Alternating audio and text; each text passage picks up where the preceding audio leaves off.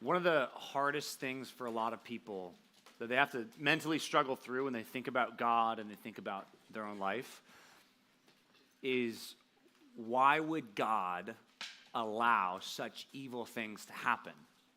Whether it be to them personally or to their family members, like, why would God allow such bad things to happen? Or like, maybe they ask questions like this: does God have any part in the bad things that are happening? And this has been such a struggle for so many people that some people end up in the conclusion of thinking, like, if God's good, God must have nothing to do with any of the pain that goes on here in this world. That's one kind of stance that some people take.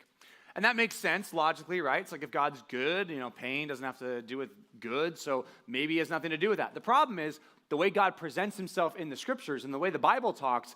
God actually sometimes talks like he's a part of the struggle, and he's a part of the pain, and he even uses the bad things for good. And these questions are good questions to have, right? And they are questions that I really think the Bible helps us answer. And sometimes there's like propositional statements where God will say stuff like, I form light and create darkness. Like, that's in Isaiah 45. Like, sometimes God tells us things very black and white, like, this is what I have to say about good and evil. And then in the scriptures, sometimes there are stories and narratives that show us things about God and his sovereignty and his control and how he uses bad things for good. And that's what we're going to study today. We're going to study a story. And it's the beginning of a story. The life of Joseph starts in Genesis 37, and really it goes all the way to the end of the book in Genesis 50. So we've been studying Genesis since the beginning of the school year. And after this sermon today, we only got 4 more lessons from the book of Genesis. We're going to go pretty fast through Joseph's life. And we're only going to focus on one chapter today. So this is the beginning. This is the start of his life. But the big overarching theme from his life is, you are going to see bad things happen. And you're not going to see God intervene very much. Or at least that's what it looks like. Things are going to happen in his life that are unfair. People are going to sin against him. He's going to make some bad choices. But for the most part, it's other people making bad choices that affect him negatively. He's the victim of most things that take place in his story. Yet, we learn something about how God can use evil things and even sinful actions that people take for good. And we learn something about that, and we want to start here in Genesis 37. So grab a Bible. Let's look at Genesis 37, only really focusing on one chapter today. I know we've been covering a few chapters at a time here, but I want to start by really focusing in on how this story gets set up. And then for the next 4 or 5 weeks, we're going to talk about how God shows his power and his control. And really, we see Joseph as a good example. Jacob was kind of an iffy example. He had some good things, some bad things. Isaac, we didn't learn very much about him. Only a couple chapters that really focus on him. And again, with him, good and bad things. In Abraham, he gets a lot of chapters, a lot of really good, but also some bad. Joseph is an interesting character because it's the first in this line that is almost all good. His actions, his responses to situations are almost, I would say, except for a couple things that happen in the text today, they're almost all the right thing, that we can look at Joseph and say, I want to be like Joseph. I want to respond to my hard situations in life like Joseph did. So check it out, Genesis 37. This is after a few chapters. We skipped a couple chapters here. Chapter 33 is where we ended up. And we found Jacob was back in the land. He meets Esau. It's all good, right? They hug it out and they weep a little bit, right? These brothers cry. Then the next thing that takes place is a very, very bad thing in Jacob's life.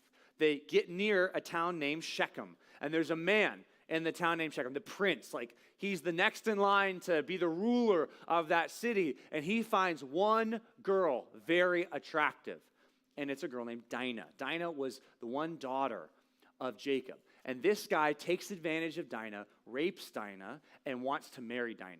Horrible situation. And then the narrative's like, well, what takes place next? What's going to happen?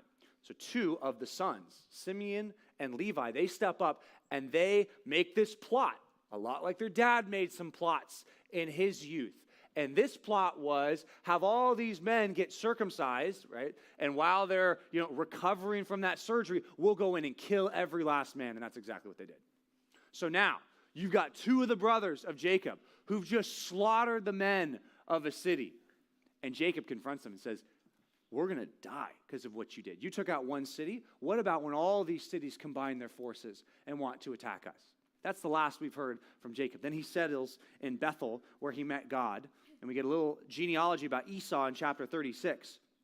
Then we end up in chapter 37, which starts with a summary statement. Genesis 37:1 says, Jacob lived in the land of his father's sojourning, the land of Canaan. So where Isaac and Abraham walked around, that's where he's going to live from this point forward. These are the generations of Jacob. Remember when we started studying the book of Genesis, we talked about the word generations was like a very important word. It's the Hebrew word toledot. This is the last, time marker about the generations of a certain person for the rest of the book. So the rest of the book is going to talk about the children of Jacob. Verse 2 says, Joseph, being 17 years old, was pasturing the flock with his brothers. Now, a couple things. 17. Oh, that's kind of cool. We got a teenager. This is our first biblical teenager that we're studying, other than Isaac. He was like 13 or so. Maybe we don't know his age. But this is the first time we get a very clear time marker. This guy's 17. Is anybody 17 in the room? Show me a show of hands. Who's 17 in this room? Okay. All right. Joseph is your age. Congratulations. Which is going to be important. Because of all the sons born, he's on the younger end, right? Remember Joseph? Joseph was the son of Rachel. Rachel was the most loved wife of Jacob, right? But he's 17, and he gets to work, right? Which maybe there's a good little application there. Maybe if you're 17, it's time to get to work, okay? Maybe doing something, okay? It says he was a boy with the sons of Bilhah and Zilpah, his father's wives. He was a boy. What does that mean? So I want you to imagine, you got a bunch of big, burly shepherds, a lot of them in their 20s, 30s, 40s. And then you got a 17-year-old who joins them. What's his job going to be? Is he going to be boss of everybody? No. He's going to be boy, right? It's like he's going to be a servant. So even that word boy, there's a connotation in Hebrew of servant, slave, the lowest on the totem pole. That's him. He's starting. He's a bag boy at the grocery store, okay? He's a janitor.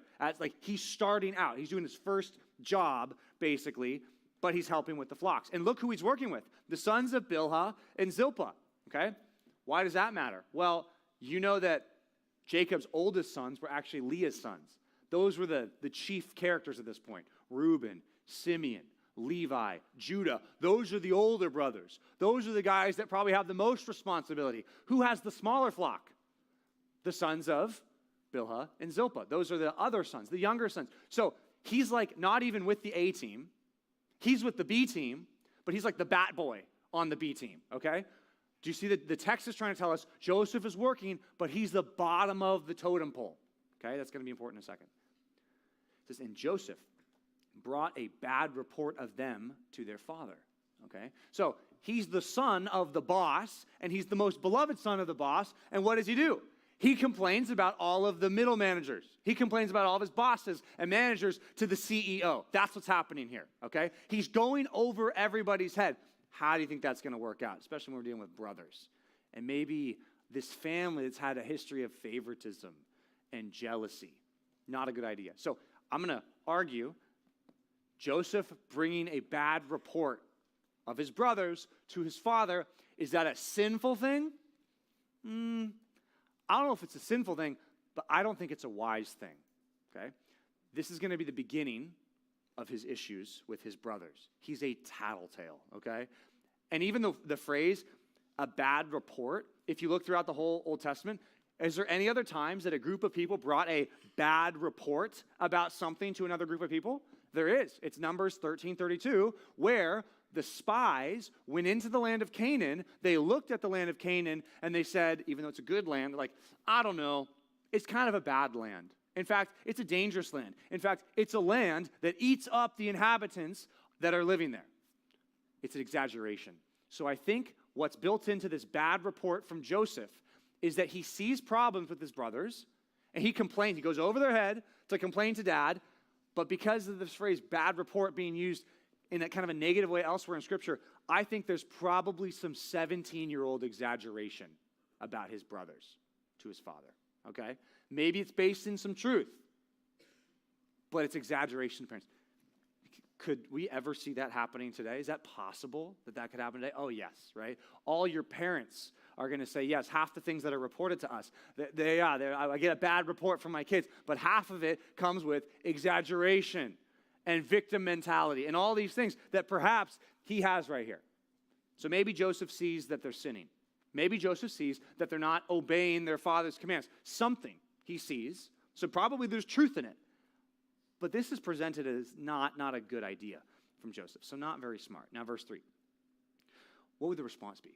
Would dad say, hey, let your brothers be in charge of you. You need to submit to them. They're the bosses when you're out in the field. No.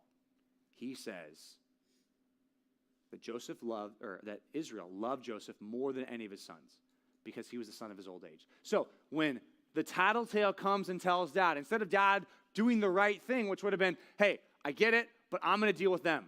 Okay, let me deal with them. I don't want you to be the boss over them. He loves Joseph even more. This is not good. And it says here because he's the son of his old age. He's Rachel's son. And he made him, so this is dad makes son, a robe of many colors, okay? A robe. When do you ever get a robe? I know when you get a robe, when you graduate. Do you know that there's some robes of like the common class, and then there's those smart people that get a robe of a different color? Does anybody know what I'm talking about? Does this happen at your high school? This happened at my high school, okay? Let me tell you something about Laguna Hills High School back in the day, all right? I've heard that DEI has hit Laguna Hills, and they all have one color robe now. But there was a day when the IB students got the gold robe, okay? At other schools, they were like the white robes. Everyone else had the black robes. So we had the brown robes, and other people had the gold robes, okay? They're not that special, right? Like, I don't care that you wrote some really long IB essay. I don't care about Geneva, Switzerland. Don't tell me about any of that, IB students. I don't care. Okay, is anybody an IB student? Anybody want to raise their hand? Any IB students? No, wow. Nobody's all that, yeah. No gold robes. We're all common class people here. I got a brown robe, okay? The coats of many colors. Now, why would he do that? He's the special son, but he's the boy with the men. He shouldn't be given this elevated status. It's wrong. He should know. This is going to cause problems with the other sons. But instead of even keeping the favoritism kind of like underground, he's like, I don't care. The world can know. I'm going to hand stitch you this amazing robe that you're going to wear when everybody sees it. You know what they're going to know? You're the boss. You're the boss. This is messed up. This dad should have known better. With all the favoritism that he had to experience, with his mom favoring him and his dad favoring his older brother, he should have known that this was wrong. By the way, robe of many colors might be a possible mistranslation. So that word colors, it's translated colors, can also be translated palms. So if it's a robe of palms, what that means is it's a robe that is a long sleeve. So it could just be a big flowing robe as opposed to a robe with a lot of different colors to it. If it's different colors in the ancient world, that means it was expensive, and there's a lot of things you can make of that. That might be true, but it also could just be a long sleeve robe that basically meant this: you're the boss, you're my favorite. Whenever the brothers see this robe, you know what they're going to remember? I'm not dad's favorite, this one is. So it was bad. Shouldn't have done it. Verse 4 says, but when his brothers saw that their father loved him, Joseph, more than all his brothers, they hated him and could not speak peacefully to him. That makes sense. If the older brothers see the younger brother being favored, they're going to hate him. But also, they could not speak peacefully to him. That can mean a couple different things. One, to speak peace in the Old Testament is the word shalom, which means to give a greeting. So maybe it was like when he walked in the room, they didn't even acknowledge him. They couldn't speak peacefully. Like they wouldn't give him a shalom greeting. They'd see him and they'd put their head down and walk away. Or they'd ignore him. That could be it. Or it could be about the tone, right? Like brothers not being able to speak peacefully. That could mean like they were just constantly fighting. They were constantly bickering. That could be the case too. But the point is, Joseph, because of the favoritism of his father and his bad report, what do we find out about Joseph? He's loved by dad, but hated by everybody else. Okay? This is going to be a problem for him. And what I want to do today, as we just covered 4 verses, I want you to see these different little scenes from Genesis 37. I want you to see the sinfulness of this family, the bad choices they make, and then in a big picture, I want you to learn from them. So some of you might be able to identify with some of these characters and not with others. That's fine. I'm not saying you have to identify with every character and think like, oh yeah, I know something about that. Oh, I have felt something like that. But as we cover all the characters here, there's going to be a lot of common human selfishness and sinfulness that we're going to see, and I want you to learn from their bad mistakes. But then I also want you to step back and say, this whole series is about God working through their bad choices, through their bad actions. So if there are people in your life making bad choices and bad actions that affect you, before you say, not fair, I don't deserve this, remember that in Joseph's life, he experiences a lot of that too. And we're going to see his good responses, okay? So first thing, point number one, first thing we learn from a father here is I want you to learn from a father's insulting favoritism. Right? There's something we can learn when Jacob favors one son over the others. What's wrong with that, right?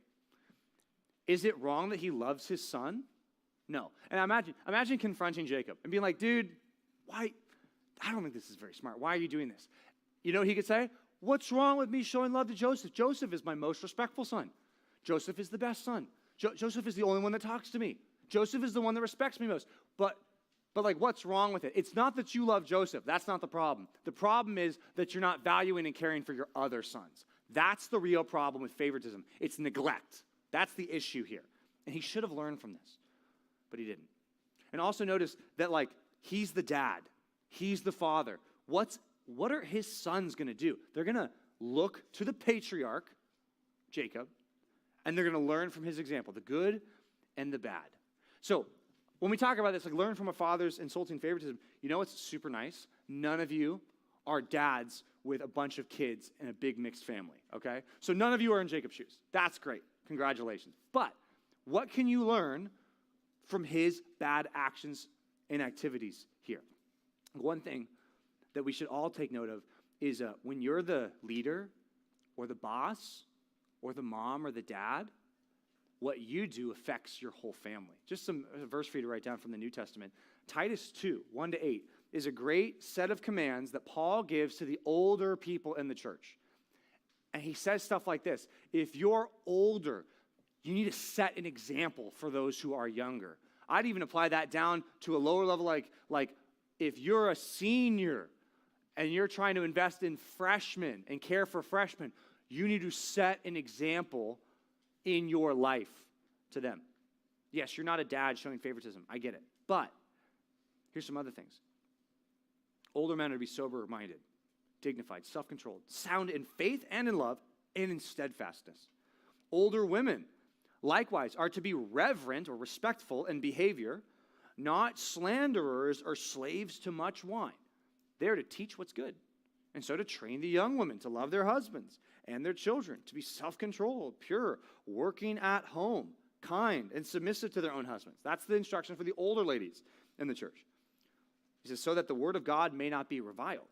He says, likewise, urge the younger men to be self-controlled. My youth pastor said, there's this great long list of things for the girls to do, right?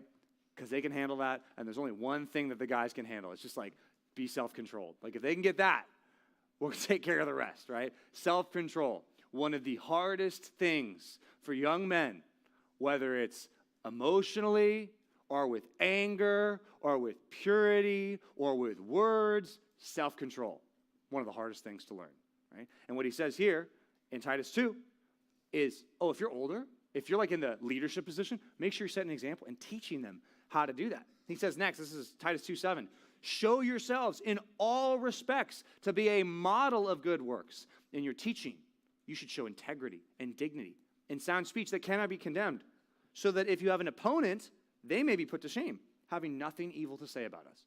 Important lessons. And that's to the leader, right? But I want you to think you're all going to be in leadership positions with people that you will affect at some point, right? Even if you're not today. But I bet a lot of you already are today. By the way, if you are an older sibling with any younger siblings, you already have a leadership position.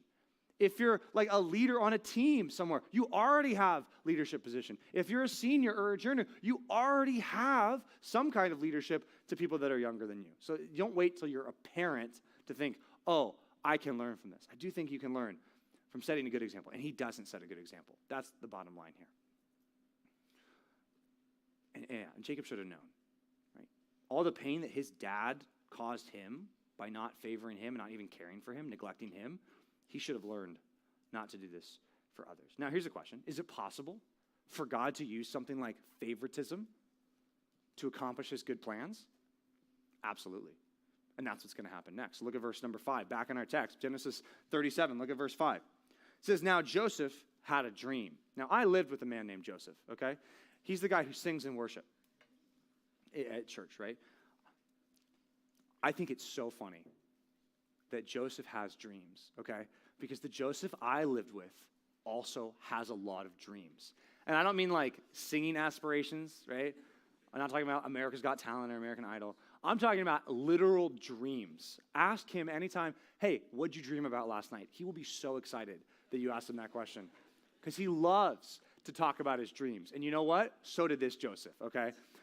This Joseph probably shouldn't have talked about his dreams. That Joseph, his dreams are crazy. Ask him about a dream, and he'll be like, oh, yeah, I got a bunch of good ones, right? We used to, we didn't usually have breakfast in the morning together, but, sometimes he would make breakfast when we were, living together before we all got married, and he would just, his breakfast conversation was like, what'd you dream about? What'd you dream about? I don't know. No, I don't think maybe I dreamed about something. I don't know. It's like, oh, I got one for you. And it's like, wow, that's crazy, right? So this Joseph had a dream, okay? Verse number 5. And when he told it to his brothers, they hated him even more. Okay, so wise choices by Joseph or unwise choices by Joseph? I'm going to go with unwise choices by Joseph. Now, sinful choices by Joseph? Is he sinning against his brother? I'm not saying that. I don't think that's what he's doing. But this is not wise. And there's, I think, a difference between sinning against people or making unwise choices that further divide relationships, okay? And that's what's happening here. I don't think he's sinning against his brothers, but I think he's making unwise choices with his words that drive a further wedge in this relationship. You can write it down like this. Point number 2, learn from a younger brother's reckless boasting, okay? Because he's going to tell his dreams, which what's so wrong about sharing your dream? Well, once you read what the dreams are all about, you'll be like, yeah, I probably should have kept that one to yourself, brother. Like, I don't know if that's a good idea. Okay? Once you write that down, I'll pick up here in verse number 6. This is Genesis 37, verse 6. He said to them, so remember, this is what makes them hate him even more. Verse 6. He said to them, hear this dream that I have dreamed. Even that. Pause, right? Hey, brothers, you need to hear this. Listen to my dream. He doesn't even just say like, oh, guys, I had this crazy dream. He's like, you guys need to hear this, all right? Little brother gathers the older brothers and says, you need to listen to this dream, all right? Let's listen to the dream. Behold, we were binding sheaves in the field, and behold, my sheaf arose and stood upright. And behold, your sheaves gathered around it together and bow down to my sheaf. So it's like we gathered all this grain, we put it in like this bundle. Mine was like this big bundle, and your bundles like started bowing down to my, wheat. Did you hear that, guys? Listen to my dream. Okay? So you see what I'm saying? Like, imagine your little brother, right? Your very arrogant brother. Your brother who shows up wearing his long, I'm better than you robe, saying, everybody, listen, I got this dream. You see what I'm saying? I don't think this is right for him to do, to gather his brothers together and to like dunk on them, okay? The dream's true. The dream is like a true thing that God brought to his life, but I don't think this was wise. This further divides the family. But it's immaturity. It's being naive. It's different than like outright sinfulness. And that's why like the book of Proverbs is so helpful. We'll look at some Proverbs in a second, but Proverbs oftentimes deals with things that might not be like sin versus righteousness, but like wise versus unwise. And we all start out as simple, which means without knowledge, and then we need to gain knowledge and wisdom so that we can act in a righteous way, in a wise way. And I don't think he's acting in a wise way here. I think his older self probably would regret this. Just like all of us, by the way. If you were to look back on things that we said when we were 17 years old, no offense, 17 years old people, but like, I think every person who's older than that, even maybe the 18-year-olds in the room, would look back and say, yeah, shouldn't have said all that, right? Yeah, I might have meant well, but I should not have said all that I said when I was 17, right? I think that's just how it is. And for him, Same idea. Okay, so he shares the dream. Look at verse number 8. And his brother said to him, are you indeed to reign, to be our boss? I know you're wearing your fancy coat, but you think you're going to be the boss of us? Or are you indeed to rule over us? So they hated him even more for his dreams and for his words. That's one of the key things for me as trying to interpret this for you. Like, that's why I think this is wrong. Because they didn't just hate him for the dreams, they hated him for his words. He boasted about this. Verse number 9. Then he dreamed another dream. Uh-oh is right, okay? Uh-oh. Maybe, did you drop something? Sorry. I thought you were just interacting with me, Shane. Like, oh, you were. Thank you. It's active participation, okay? Uh-oh is right. He dreams another dream, okay? And kept it to himself. No, then he told his brothers again, okay? This is 17-year-old immaturity, okay? I don't know if this is outright sinfulness. I don't think that's it. I think this comes from a good place, but it's still not wise, and it still has negative consequences, okay? He dreamed another dream, told it to his brother, and said, behold. Even that, right? Like, shows up. Maybe there's hand motions. Behold, right? I have dreamed another dream. Uh-oh. Little bro, chill. Behold. Again, like, pretty grand, right? The sun and the moon and 11 stars. How many brothers do we have, Joseph? Oh, 11 brothers. We're bowing down to who? To me. Even that's more extreme. Last time it was just everybody's like wheat was bowing down to his wheat. Like it wasn't even him. Now it's like, oh, by the way, that sun and that moon and all y'all 11 stars, guess what? You're going to come cringing and bowing down to, guess what? And note the coat, okay? See what I'm saying? This is a younger brother's reckless boasting, okay? Learn from this. 17-year-olds or below, okay? Learn from this.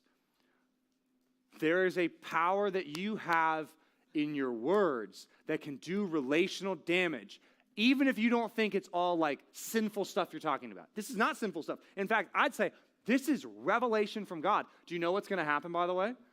Even the sheaves and the wheat and stuff, you know what's going to happen? These guys they're shepherds. They're not farmers. So why are we even dreaming about wheat? Oh, it's because one day they're going to need wheat. One day they're going to have a famine. And they're going to come down to the one person on earth who has the wheat. And who's it going to be? Joseph. This is revelation from God. And then the sun, moon, and stars bowing down to him. Guess what's going to happen? They're all going to come and bow down to Joseph, not even knowing who Joseph is, but saying, please give us food. That's going to happen decades later. So this is true. This is even saying a good thing. And that's also interesting. You can say a good thing in the wrong way and still cause problems. You could say a true thing in a bad way, and yet it further divide. And I think that's what's happening here. Also, do you notice that there's two dreams? In all these sections in the Joseph narrative, there will be double dreams. Later on, when he's in prison, he's going to have two guys who both dream two things. A cupbearer and a baker. And then Pharaoh's going to have two dreams. So each time dreams show up in this text, they happen in doubles, in pairs. And then what Joseph actually says in chapter 41, verse 32, when he talks to Pharaoh, the king, about his dreams, he says, the doubling of Pharaoh's dreams means that the thing is fixed by God. So in Joseph's mind and his mentality, like when there's two dreams, it's even more certain. Just like I think you'd feel that way too. But he says, I know by experience. I get double dreams. We talk about two dreams, boom. Like we know that's from God. And by the way, I don't think you should expect God to speak to you in your dreams, okay? So if you dream about like becoming the president, I don't think that's God saying, hey, you know what you should do? You should be the president, okay? Or, you know, especially if it's a sinful thing. If you have a dream about doing something sinful, this is not God's like prompting to say, you know what you should do? Like go do that sinful thing you just dreamed about. No, okay? This was a unique thing, a unique time where God was speaking to these people through dreams. But what does the father say? What does Jacob say? It was too far even for Jacob, who favors him, right? He's like, I can't even defend this, bro. Like, I wanted to defend you, but I can't even defend you. Verse 10. But when he told it to his father, even that, like, Dad, guess what? You're going to bow down to me too, right? Like, this is what this all means for everybody. They don't even need interpreters. They get it. When he told his father and his brothers, his father rebuked him. Just like said, what are you talking about? And he said to him, what is this dream that you've dreamed? Shall I and your mother, by the way, your mother's dead, okay? Rachel has already died. So it's like, really? We're all going to just come bow down to you. Mom's dead, okay? She's not going to bow down, right? And you think I'm going to bow down? You think the brothers are going to bow down to you? We all just had to go through that humiliating thing with Esau. Guess what happened? They all bowed down to Esau, one by one. The text tells us this. This is the next time someone has to bow down to these people in homage. It's like, we did that to Esau. We're not doing it to you. You're the youngest. You had to bow down to Esau. We're not bowing down to you. Shall I and your mother and your brothers indeed come and bow ourselves down to the ground before you? So his dad's upset and mad. But he loves him. This is his favorite son. And his brothers were jealous of him. But his father, kept the saying in mind. It's like, although he rebuked him, he's like, but I wonder what that all was about, right? I wonder if God's saying something for our future there. He's more open to believe this. I said we got some Proverbs for you, just some Proverbs for you to write down. When it comes to reckless boasting, Proverbs 17, 27, and 28.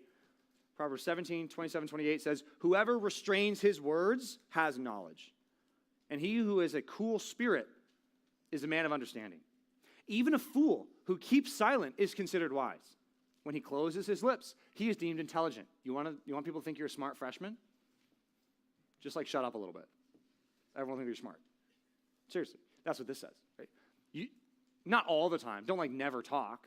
Right? Well, then you're mysterious, right? It's like, if you never say anything, it's like, what's with that guy? Like, I want him to say something, right?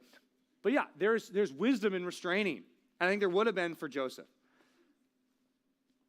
The other side of that is like when you want to rush to share. I think like Joseph gives us a bad example of this. He rushes to share. Proverbs 29:20 says, do you see a man who's hasty in his words? There's more hope for a fool than there is for him.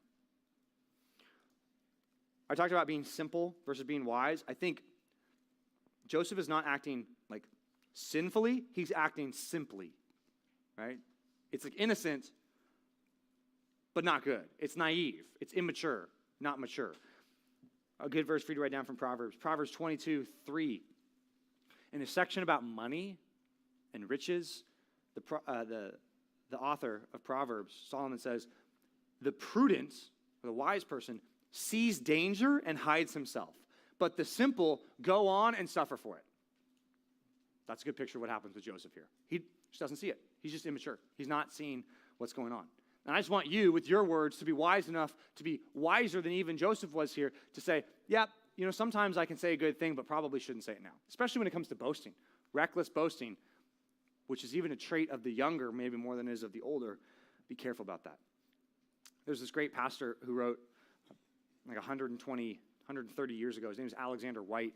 He has this great book about the Bible characters. And he basically preaches one sermon on all these different Bible characters. It's this big, like 6-volume work. And I love to read it whenever we're talking about these characters of the Bible. And when he writes about Joseph, he goes hard against Joseph here. I'm going to read some of this to you. Listen to what he says. This Scottish preacher from 1896. He says, and so intent was he in what so much interested himself that he did not see the ugly looks on the faces of all of his brothers. And like Joseph, till we are well past 17 years of age, and have for some time been away from home, we too talk about nothing else but our dreams also. Other men dream last night as well as we, but they never get to open their mouths when they're around us. We talk the whole table down. We've just come home from the pulpit, or from the platform, or from the desk, or from the instrument, or from a visit, or from an entertainment, or from whatnot, and our vain hearts are full. We never think that all the other people at the table are as full of themselves as we are. We never see that they're also bursting to get to the only topic that interests them, which is not at all the same topic that also interests us. We mistake that silence and that suspense. We think that all that silence and all that suspense means that our audience are as full of our own interests as we are ourselves and are waiting to hear us, while all the time they can scarcely command themselves with weariness and disgust. Be sure that your company is as full of you as you are of yourself before you again give reins to your galloping tongue. Be sure that they worship you. Be sure that you are their God. Be sure that they're all your wife and children. Be sure that they have no interests or occupations or vanities of their own. Be sure that all their love and devotion and patience belongs to you. In short, be sure that you are in heaven before you keep the whole house waiting to break their fast till you have told out to the end of all your dreams that you had last night. He says next, I overheard a conversation, something like this not long ago. Shall we ask him to dinner and invite so-and-so to meet him? No, I think not. Why? Why? Well, because last time we were with him, he talked 2 mortal hours about nothing but himself, till everyone but himself must have felt contempt and disgust. And it was written as plain as day on every face. No, but only if he were not so full of himself, what a welcome guest he would be. Right? This guy writes this in 1896, and I just think not much has changed. Right? He talks about Joseph in that way, but I think that's a great lesson for us to learn too when it comes to speaking even like Joseph. Now, that's not even the main part of the story. That's just kind of the introduction. Verse 12 talks about what happens next. The drama. Back in Genesis 37, let's look at verse 12. It says, now his brothers went to pasture their flocks near Shechem. Shechem is where they killed everybody. So this is danger territory. And Israel said to Joseph, are not your brothers pasturing the flock at Shechem? Come, I will send you to them.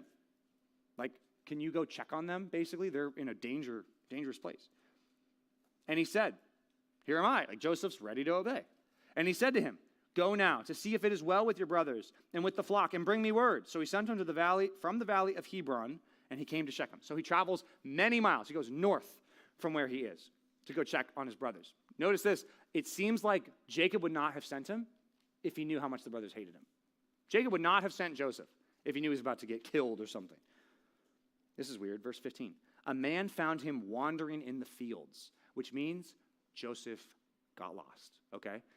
Why is this even included in the text? It shows us Joseph's a young guy, right? He's not as experienced with the trade routes. He's not as experienced as his brothers. He gets lost, and some dude has to be like, oh, your brothers are actually 13 miles to the north in a city called Dothan. So this man finds them, says, what are you seeking? I'm seeking my brothers. Please tell me where they're pasturing their flock. And the man said, they've gone away, for I heard them say, let us go to Dothan. So Joseph went after his brothers and found them at Dothan. Why does Moses even include that? I think it's to show that he's innocent. He's honestly, earnestly seeking his brothers, saying, I want to make sure they're okay. They're in a danger zone, and he's in a danger zone. Now he, the lone son, is walking around near Shechem, where his brothers killed everybody. He's in danger. So some commentators look at this and say, the man that met him, that might be the same man that wrestled with Jacob. Maybe that was the angel of the Lord. We don't even know. Maybe that was. Maybe not. Maybe it's just some dude that knew what was going on. But it's a weird part of the story. Like, why does he include that? I think he includes that to say Joseph is earnestly seeking his brothers. Verse 18. And they saw him from afar. And before he came near, they conspired against him to kill him. So as he's walking up with his big long robe, maybe he's a mile off, 2 miles off. They have 10 minutes or so, and they get together, and they're like, hey, that's Joseph. Hey, did you see Joe? Did you see Joe? That's Joseph. He's walking up. They conspire as a group to kill him. They said to one another, here comes this dreamer, which I wish the translation would say what it literally says. What it literally says is the Lord of dreams. Here comes the Lord of the dream, right? It's like, it's a mockery, right? It's like, oh, Lord of dreams is showing up. Oh, there's that dreamer. It's sarcastic. Come now, let us kill him and throw him into one of these pits. Then we'll say that a fierce animal has devoured him, and we will see what becomes of his dreams, right? Oh, he thinks we're all going to bow down to him? Let's just kill him. His brothers hate him at this point. Right? But when Reuben heard it, he's the oldest brother, he rescued him out of their hands. Oh, this is good. Reuben must be a good guy. Reuben must be doing this for good reasons. Well, another thing that we skipped in the story is that Reuben has an affair with one of his father's concubines, Bilhah. Yeah, Dan and Naphtali's mom. He has an affair with her, and Jacob finds out about it, the oldest son. So remember the age gaps here, right? He might be relatively closer in age to her than he is to the other brothers, but yeah, not good. So Reuben, the oldest, who's supposed to have all the responsibility, is in a bad situation with dad. So why does he step up to save Joseph? Probably because it's like, dad hates me right now. But if I get on Joseph's side, maybe dad won't hate me so much anymore. Maybe. So Reuben's like, let's not take his life. Reuben said, shed no blood. So he's the oldest. He's the boss of them at this time, right? So he's like, we're not going to kill him. Let's just throw him into this pit here in the wilderness, but don't lay a hand on him, that he might rescue him out of their hands and restore him to his father, right? So he's not forthright. He's not like, oh yeah, I know what I'm going to do. We're not going to kill him. We're going to take him back to dad. None of you are going to touch him. Stop it. He's like, let's just throw him into a pit, thinking that would be good enough, right? This is a little bit cowardly. So Joseph came to him, and they stripped him of his robe, so they did lay hands on him. They stripped him of that fancy robe, the robe of many colors that he wore. They took him, threw him into a pit. The pit was empty, and there was no water in it. So it's probably like a cistern where they used to hold water, but it says there's no water in it. So he's not going to drown, but he's going to starve. He's going to die of thirst after a couple days. Look at the next line. Then they sat down to eat. That's just so evil. Like they waited to eat until they starved their brother. They wait to drink until they have their brother, expire of thirst. It actually says later, Joseph tells us later in the book, that he called out their names for help, and they didn't answer. Right? This is brutal. What I want you to write down, point number 3, I want you to learn from these brothers' jealous rage.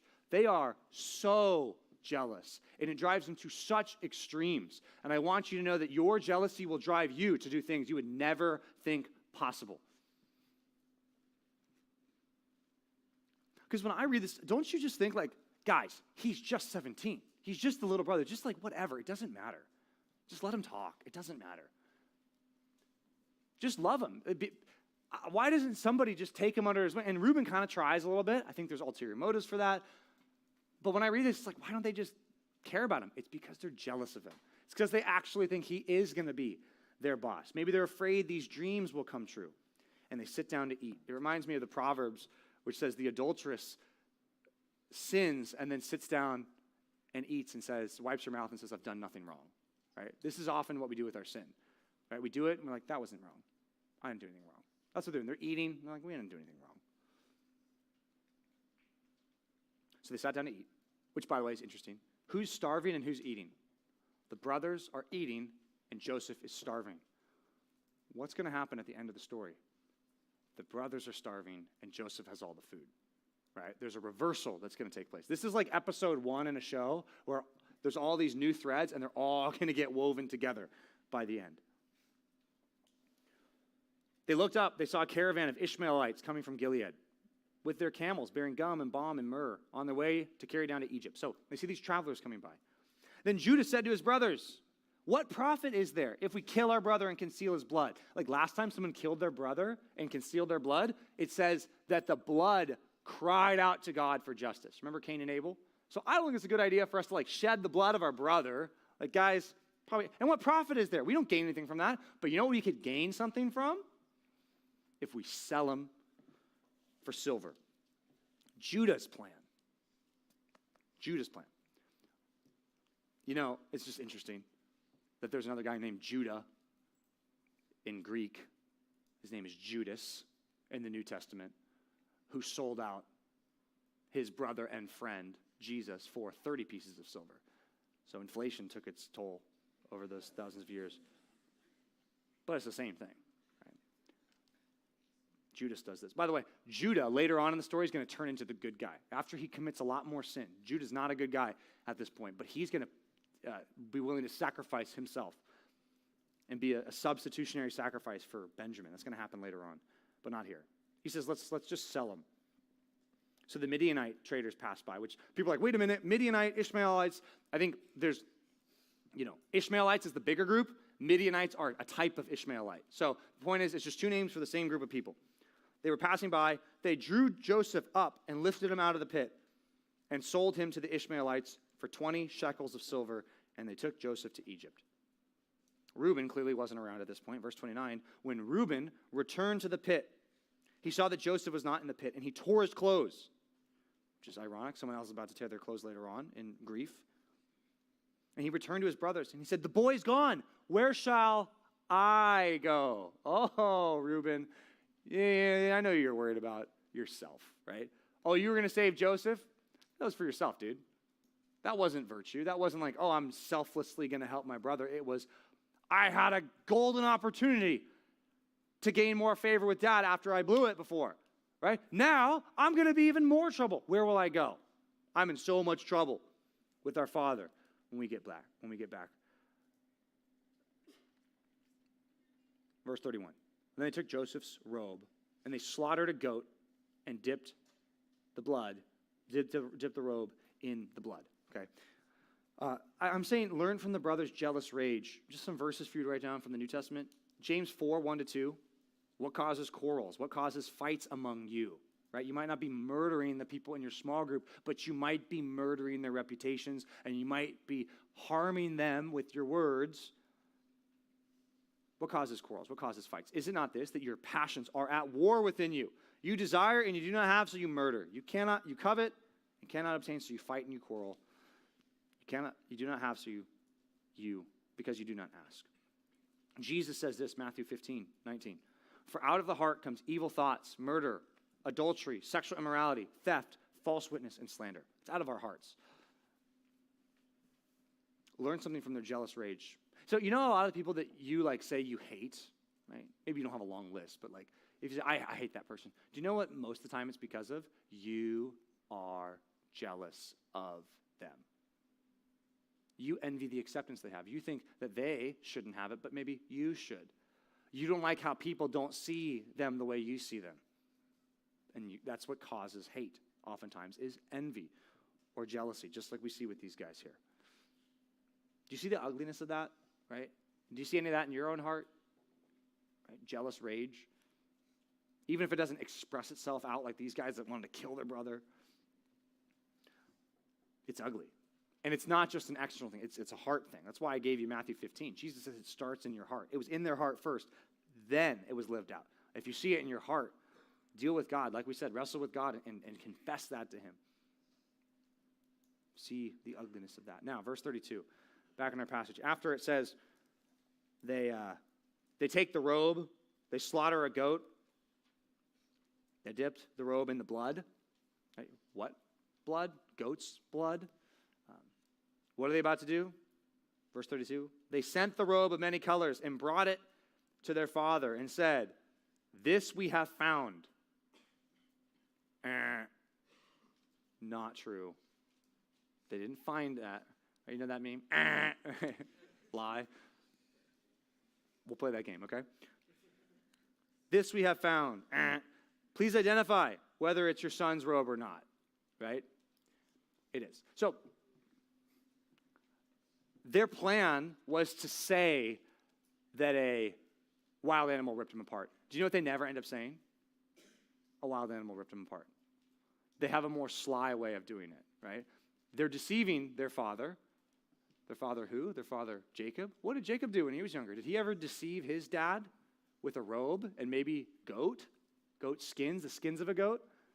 Now we have him being deceived by his son's robe and the blood of a goat? Yeah. That's what's happening here. It's ironic in a sad way. And he identified him and said, this is my son's robe. A fierce animal has devoured him. Joseph is, without doubt, torn to pieces. Right? Horrible. He thinks his son just died. Then Jacob tore his garments and put sackcloth on his loins and mourned for his son for many days. Right? This is the natural response. This is what you would expect. With all that favoritism, it's like God gave a son and God's taking away a son. And he mourns. And I think at this point, we are sympathetic to Jacob, right? Like, that's horrible. Horrible to lose a son. Horrible to lose your favorite son. But maybe there's a lesson in here for you, Jacob. The favoritism was wrong. You need to love these other sons. You need to bear with their sins too. You need to correct and exhort and help them as well, not just focus on this one son. You would think that's what he would learn, but that's not what happens. Verse 35 says, all of his sons and his daughters, which is likely daughters-in-law, because he has 11 sons and one daughter. Point is, these daughters-in-law and these sons, they rise up and they try to comfort him, right? Maybe on day 3 or 4, or maybe on day 10 or 11, they say, okay, Dad, let's eat. Let's get back to some normal life. And he says, no. He refused to be comforted. And he said, no, I shall go down to Sheol. I shall go to the grave to my son mourning. In other words, I care more about my one dead son than my 11 living sons and my 11 daughters-in-law. I would rather die and be with that one son than be alive with all of you. This is not good. okay? This is his favoritism, just like it's the fruit of the favoritism. It's the result of him showing favorites. Thus, his father wept for him. Point number 4, I want you to learn from a father's excessive mourning. I know that almost feels like we shouldn't even say that a father who loses a son could be excessive in his mourning, but it is possible for a parent to mourn in an excessive way. Because remember, the whole problem was favoritism. If people mourn in such a way and for such an extent and for such a time that neglects the people that are alive, that are right in front of them, that understandable and right reaction of mourning could turn into a bitter thing that divides families even further. By the way, one commentator was like, you know what could have helped if his sons really wanted to comfort him? Maybe after a year, maybe after 2 years, after it was very clear, like, Dad is not getting over us. You know what they could have done? They could have got on their camel and went down to Egypt and found Joseph and been the Savior. But none of them do that. So, like, the comfort. What's the comfort? What do you tell Dad? Hey, it's okay.